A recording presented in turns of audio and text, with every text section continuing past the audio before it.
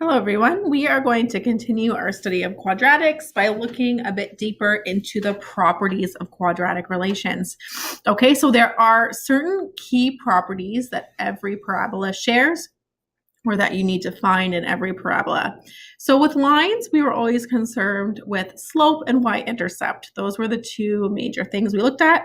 Sometimes we looked at x-intercept if it was useful. But with quadratics, we have a lot more properties that we're concerned with. So we're going to be looking at those today. So first of all, the graph is called a parabola, not a parabola. It is not an infectious disease, whether you might think so or not. But yes, it's a parabola. And although parabolas can vary in shape and location, they all share the same key features. So the first thing that we look at is the direction of opening. So does a parabola open up or does a parabola open down? And that is obviously a major difference. So the direction of opening can be determined two ways. One, if you have a table of values, you can look at the sign of the second differences. So if the second differences, which are constant, right? It's a parabola, so second differences are equal. If those second differences are positive, then the parabola opens up. So you can think about up, smiley face, positive, yay. If the second differences are negative, then the parabola opens down, negative, boo, sad face. Okay, the next thing you can do is look at the sign on the coefficient of the x squared term. So for example, if the sign is positive, the parabola opens up. So this might be something like y equals 2x squared minus 3x plus 1. So just that number in front of the x squared, notice it's positive 2. So it's positive, it opens up.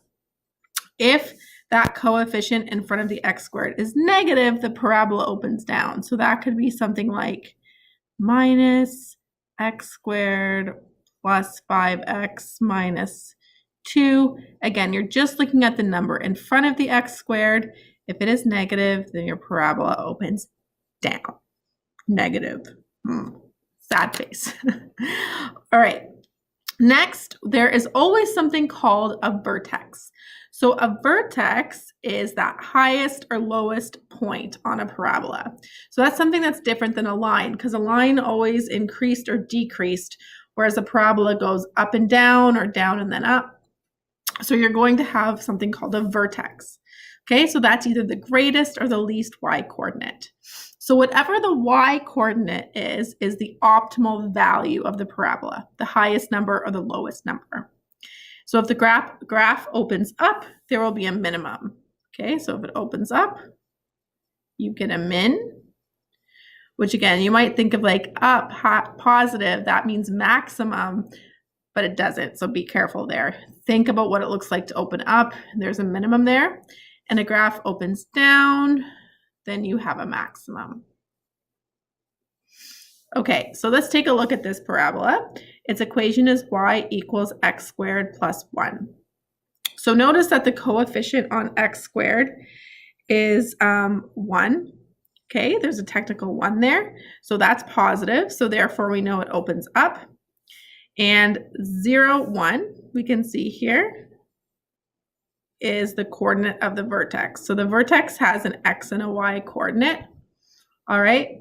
And we look at the optimal value is the y value. So that is 1. So that is the lowest y value.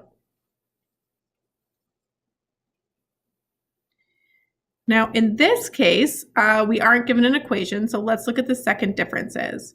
So from 0 to 3, that goes up 3. From 3 to 4, that goes up 1.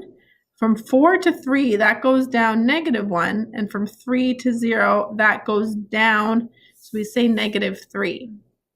Now we look at the second differences. From 3 to 1, that goes down 2. Be careful here. From 1 to negative 1, that's down 2. And from negative 1 to negative 3, that's also down 2. So the second differences are negative 2. They're negative, so this opens down. We can see that our vertex here is 0, 4, and in this case, that's a maximum. And so the optimal value is 4. So that's the highest y value. So remember, optimal just means highest or lowest. I realize I might have been writing behind my face. So there, that's what I was writing. Okay, so that's the vertex, highest or lowest. Now we're going to take a look at the axis of symmetry. Okay. So the axis of symmetry. So it's important to understand that every parabola is perfectly symmetrical. So I cannot guarantee that I will draw them anywhere close to symmetrical on this trackpad, but and if you draw them perfectly or draw them using technology, they are absolutely symmetrical. And that's with respect to a vertical line through the vertex.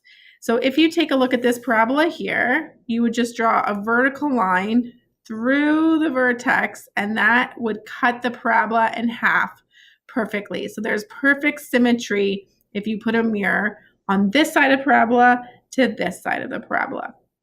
Okay, so this line is called the axis of symmetry, and the vertex lies on the axis of symmetry. So it has an equation, and if the coordinates of the vertex are hk, the equation lies of the axis of symmetry is x equals h. So it's just x equals whatever the x value of the vertex is. Because it's a vertical line, so remember those are in the form of x equals a number. So in this case, our vertex is 3, 1.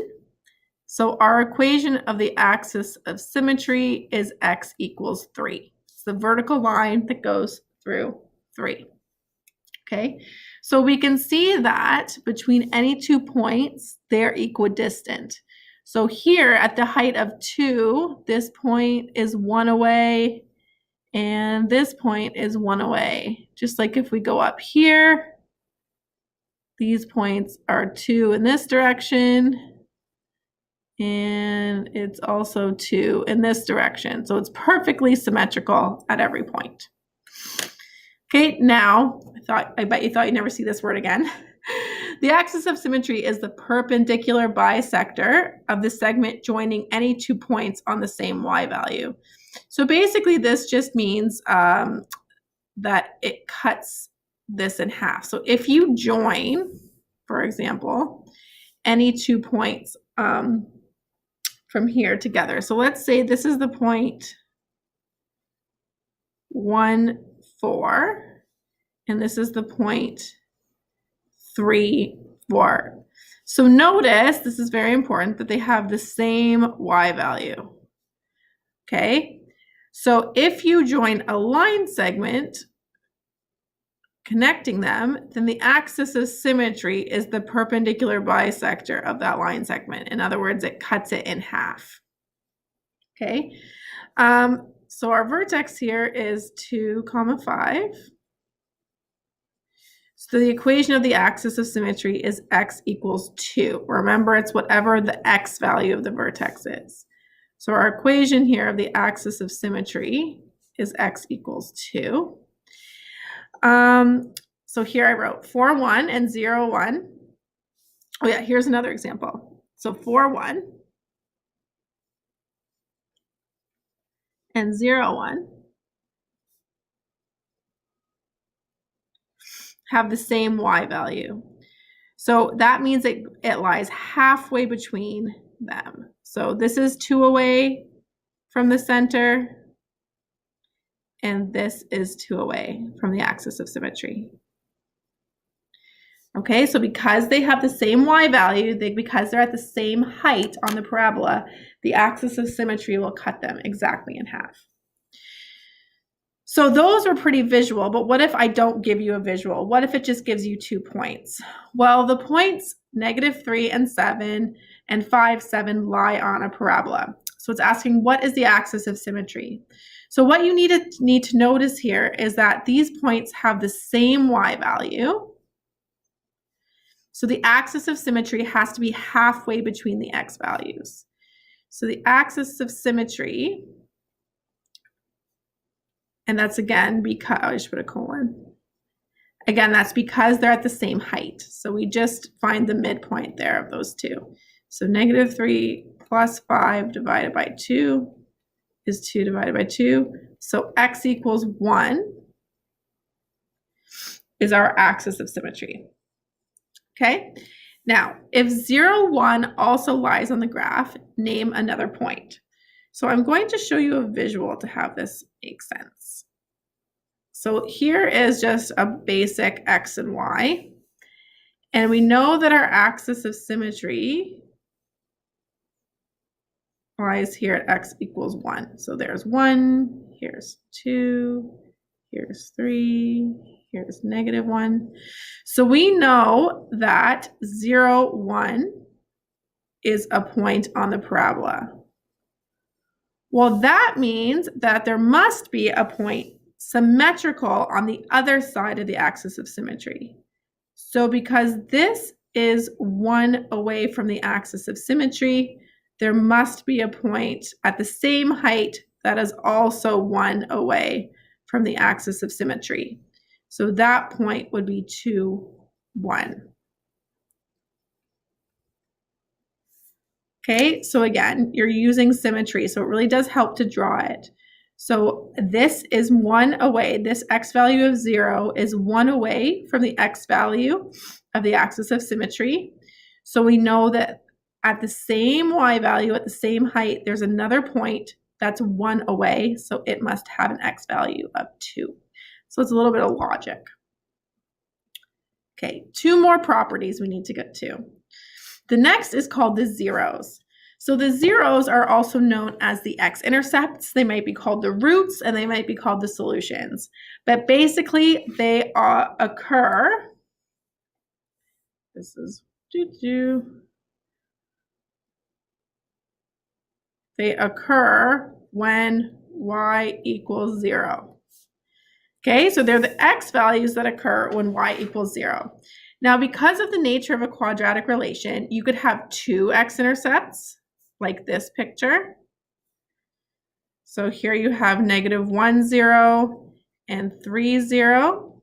There's 2 x-intercepts. Or you could have only 1 x-intercept, 2, 0 in this case. Now, if there's only 1 x-intercept, then it also has to be the vertex. I want you to think about why that's true. Because think about it. If you were to take this parabola and shift it down at all, you would have 2 x-intercepts. If you were to shift it up at all, you would have no x-intercepts. So the only way for a parabola to hit only one time on the x-axis is if that's also the vertex, because everywhere else it's symmetrical. Okay? Or you could have no x-intercepts at all, or no zeros.